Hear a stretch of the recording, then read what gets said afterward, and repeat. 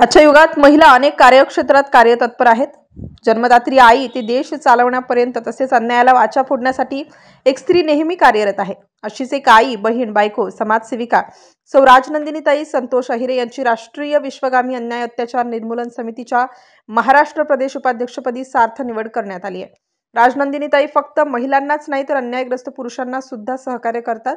अन्यायग्रस्तांसाठी कुठलीही वेळ काळ न बघता मदतीस धावून येतात। गोरगरीब महिलांना, ज्यांची पैसे भरून शिकण्याची परिस्थिती नाही, अशा महिलांना संस्कार भारती, रांगोळी, ड्रेस डिझायनिंग, ड्रेस एम्ब्रॉयडरी असे प्रशिक्षण मोफत मध्ये देऊन त्यांना त्यांचा उदरनिर्वाह करण्यासाठी मदत करतात।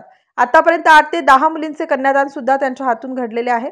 ज्यांना कोणी नाही अशा कुटुंबाला सहकार्य करून कन्यादान केले आहे।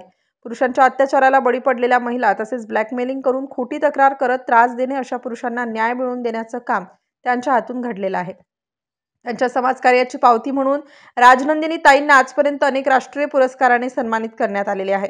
सौ राजनंदिनी अहिरे यांची राष्ट्रीय विश्वगामी अन्याय अत्याचार निर्मूलन समितीच्या प्रदेश उपाध्यक्षपदी निवड झाल्याबद्दल सर्व स्तरांतून त्यांच्यावर अभिनंदनाचा वर्षाव होत आहे।